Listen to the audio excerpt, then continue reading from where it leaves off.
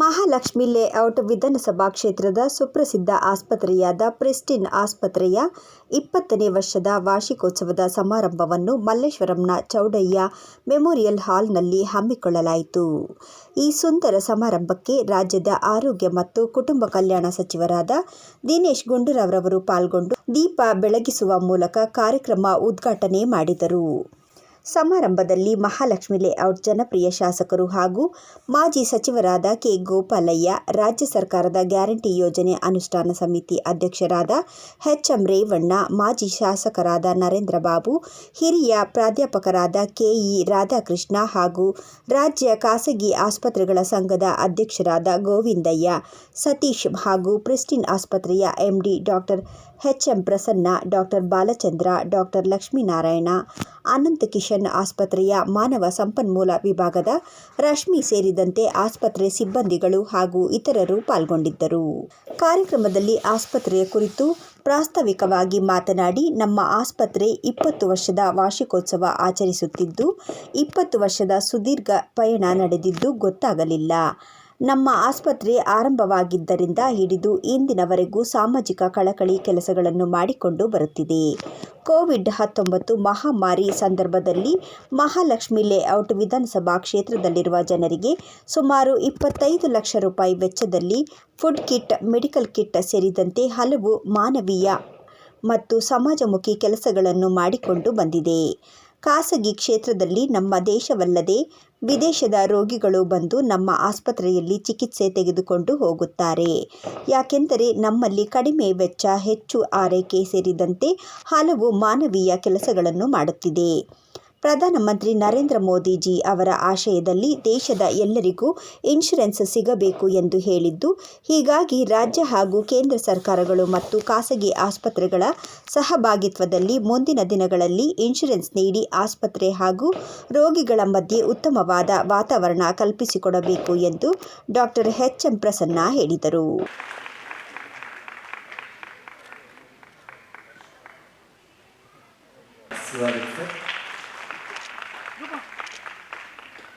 ಹಾಗೆ ಕಾರ್ಯಕ್ರಮದಲ್ಲಿ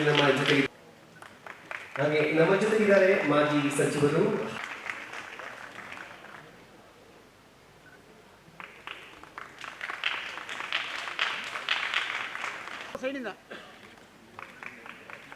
Ananth Kishan, executive director doctor V. Balachandra. ಒಂದು ಒಳ್ಳೆಯ ದೃಷ್ಟಿಯಿಂದ ಆಯಿತು. ಆನಂತರ ಪ್ರತಿ ವರ್ಷ ಕೂಡ ನಾವು ಒಂದಲ್ಲ ಒಂದು ಸಮಾಜಮುಖಿಯಾದ ಕೆಲಸಗಳನ್ನು ಮಾಡ್ತಾ ಇದ್ದೀವಿ. ವೈದ್ಯಕೀಯ ಶಿಬಿರಗಳಾಗ್ಬೋದು, ವರ್ಕ್ಶಾಪ್ಗಳು, ಡಾಕ್ಟ್ರುಗಳಿಗೆ ಟ್ರೀಟ್ಮೆಂಟ್ ಕೊಡ್ತಕ್ಕಂಥವ್ರಿಗೆ ತರಬೇತಿಯನ್ನು ಕೊಡ್ತಕ್ಕಂಥ ವರ್ಕ್ಶಾಪ್ಗಳನ್ನು, ಜರ್ಮನಿಯಿಂದ ಡಾಕ್ಟರ್ ಅರ್ಲಿ ಅನ್ನೋ ಒಂದು ಹೆಸರಾಂತ ವೈದ್ಯರು ಕೂಡ ಬಂದು ನಮ್ಮಲ್ಲಿ ಲೈವ್ ವರ್ಕ್ಶಾಪನ್ನು ನಡೆಸ್ಕೊಟ್ರು. ಆಮೇಲೆ ನಾವು ಗೌರ್ಮೆಂಟ್ ನೌಕರರಿಗೂ ಕೂಡ ಚಿಕಿತ್ಸೆಯನ್ನು ಕೊಡ್ತಕ್ಕಂಥ ಒಂದು ರೆಕಗ್ನಿಷನ್ನು 2006ರಲ್ಲಿ ಸಿಕ್ತು.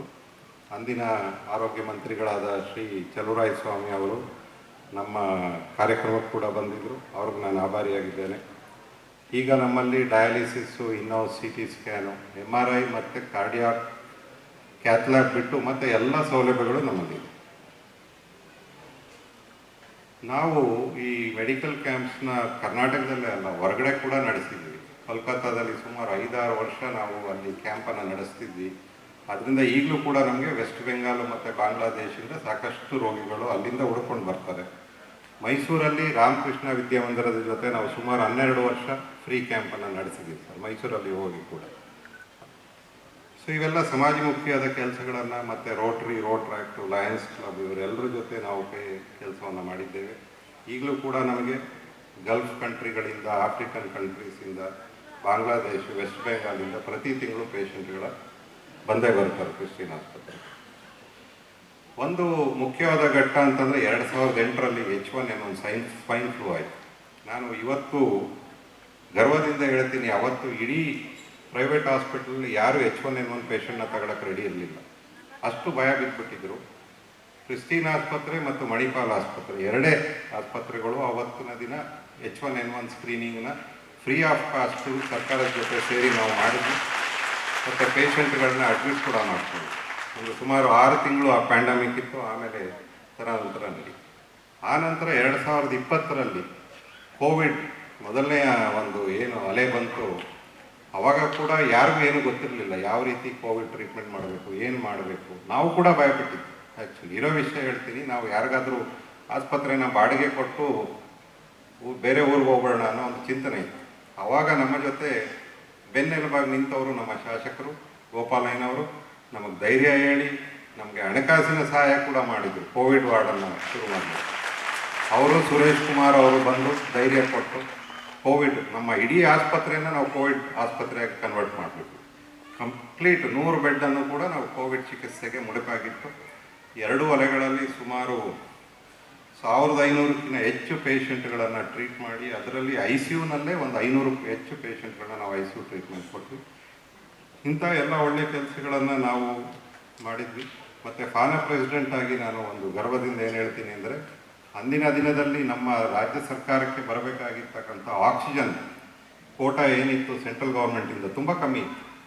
ಆವಾಗ ನಾನು ಫಾನ ಪರವಾಗಿ ಹೈಕೋರ್ಟ್ನಲ್ಲಿ ಹೋಗಿ ರೆಪ್ರೆಸೆಂಟೇಷನ್ ಕೊಟ್ಟು 200 ಮೆಟ್ರಿಕ್ ಟನ್ ಇದ್ದಿದ್ದನ್ನು 800 ಮೆಟ್ರಿಕ್ ಟನ್ಗೆ ಇನ್ಕ್ರೀಸ್ ಮಾಡಿಕೊಟ್ರು ಹೈಕೋರ್ಟ್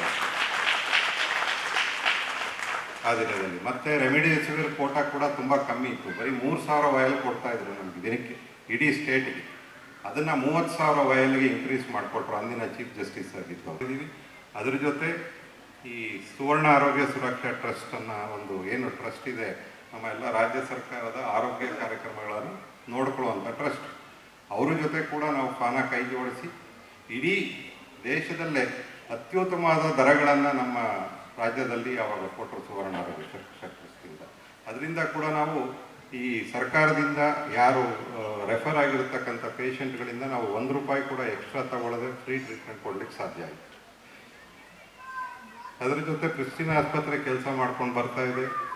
ನಾವು ಕಳೆದ ವರ್ಷ ಒಂದು ಕ್ವಾಲಿಟಿ ಅಕ್ರಿಡಿಟೇಷನ್ NABHನ್ನು ಕೂಡ ತಗೊಂಡ್ವಿ.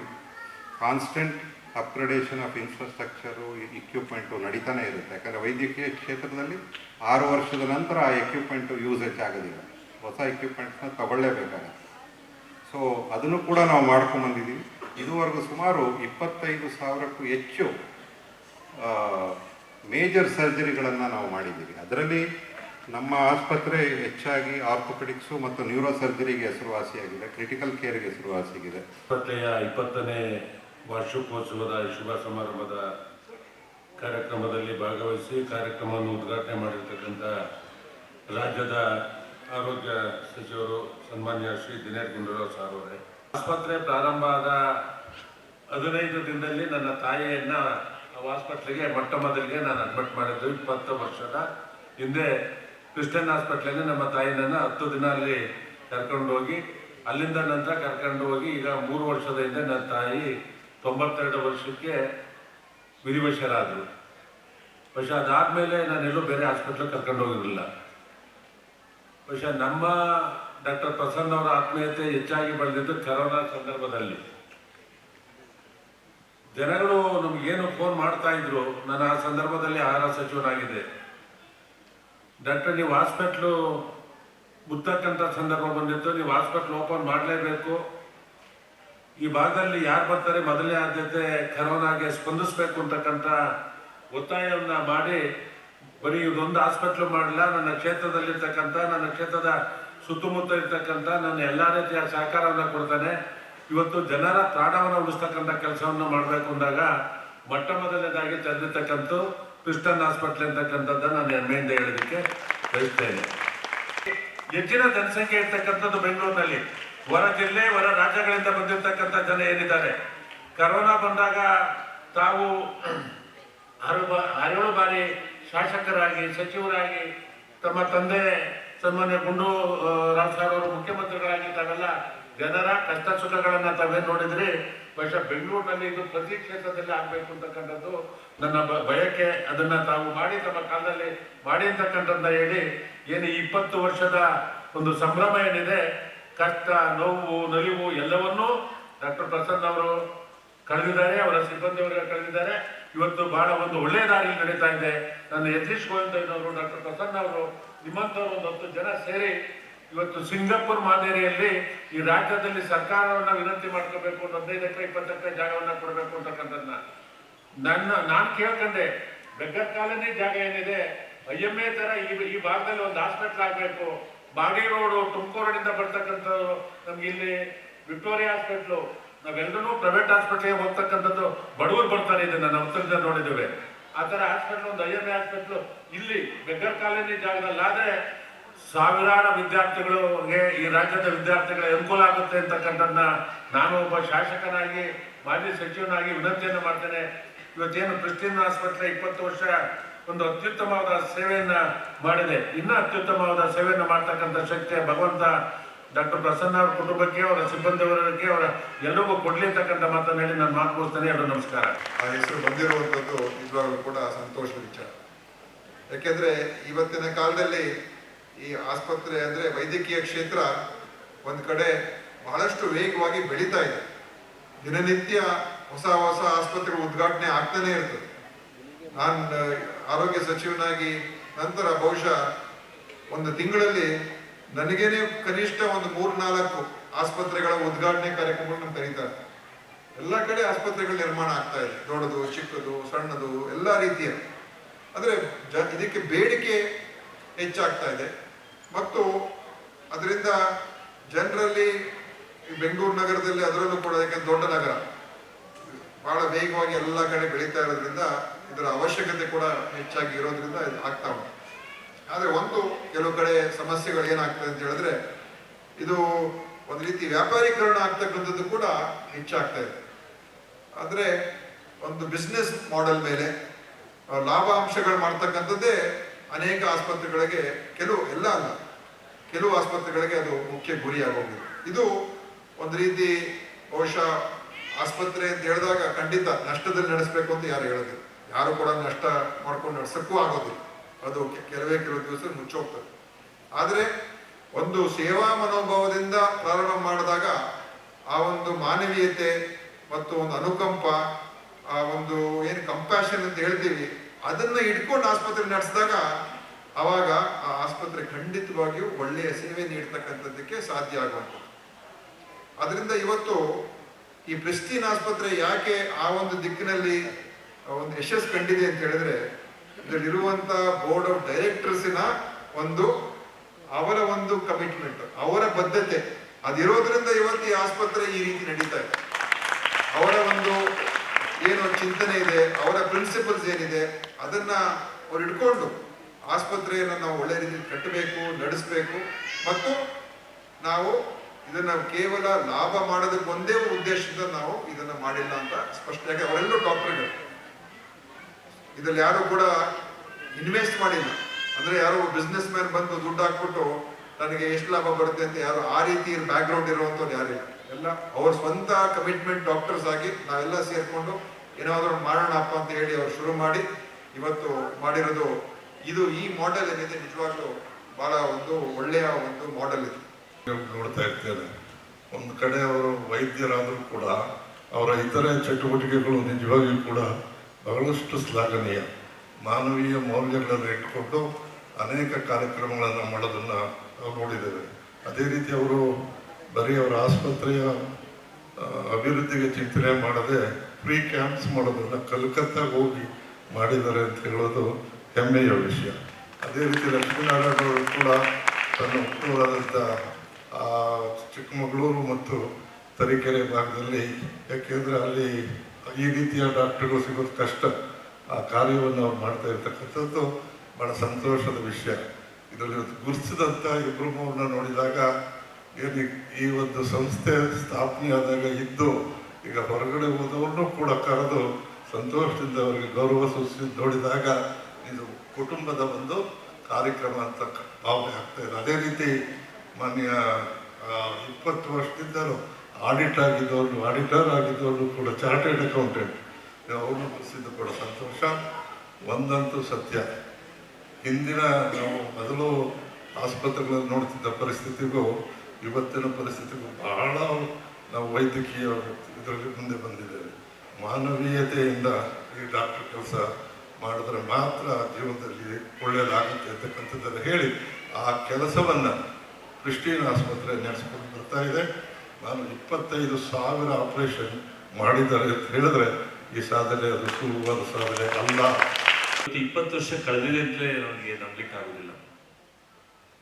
ಯಾಕೆಂತ ಹೇಳಿದ್ರೆ ಎಷ್ಟು ವರ್ಷ ಆಯ್ತು ಆಸ್ಪತ್ರೆಗೆ ಏನಂತ ಹೆಚ್ಚಾಗಿ ಎಷ್ಟು ಜನಕ್ಕೆ ಹತ್ತಿರವಾದ್ರು, ಎಷ್ಟು ಜನಕ್ಕೆ ಸೇವೆ ಮಾಡಿದ್ರು, ಎಷ್ಟು ಜನ ಕಣ್ಣೀರನ್ನ ಒರೆಸಿದ್ರು ಅಂತಕ್ಕಂಥದ್ದು ಬಹಳ ಮುಖ್ಯ. ಇವತ್ತು ಆ ದಿಕ್ಕಿನಲ್ಲಿ ಕ್ರಿಸ್ಟಿನ್ ಆಸ್ಪತ್ರೆ ನಿಜವಾಗ್ಲೂ ನಮ್ಮೆಲ್ಲರ ಹತ್ತಿರವಾಗಿದೆ, ಅವರು ನಮ್ಮೆಲ್ಲರ ಮನಸ್ಸನ್ನು ಗೆದ್ದಿದೆ ಅಂತಕ್ಕಂಥ ಮಾತನ್ನು ಹೇಳಲಿಕ್ಕೆ ಬಯಸ್ತೇನೆ. ಇವತ್ತು ನನ್ನ ತಮ್ಮ ರವಿ ಇಲ್ಲ, ಡಾಕ್ಟರ್ ಪ್ರಸನ್ನರವ್ರಿಗೆ ಬಹಳ ಹತ್ತಿರವಾಗಿದ್ದಂಥವ್ರು. ಬಹುಶಃ ಅವರು ಬಿಲ್ಡಿಂಗನ್ನು ಕಟ್ಟಿ ಆಸ್ಪತ್ರೆ ಮಾಡುವಾಗ ಎಷ್ಟು ಅವತ್ತೇನು ಸ್ಪಿರಿಟ್ ಇತ್ತೋ ಇವತ್ತು ಅದೇ ಸ್ಪಿರಿಟ್ ಇದೆ ಡಾಕ್ಟರ್ ಪ್ರಸನ್ನರವ್ರಿಗೆ. ನಾನು ಮತ್ತು ಅವ್ರ ಟೀಮ್ ಅವ್ರಿಗೆ, ಲಕ್ಷ್ಮೀನಾರಾಯಣ ಎಲ್ಲವೂ ನಾನು ಅಭಿನಂದನೆಗಳನ್ನು ಹೇಳಲಿಕ್ಕೆ ಬಯಸ್ತೇನೆ.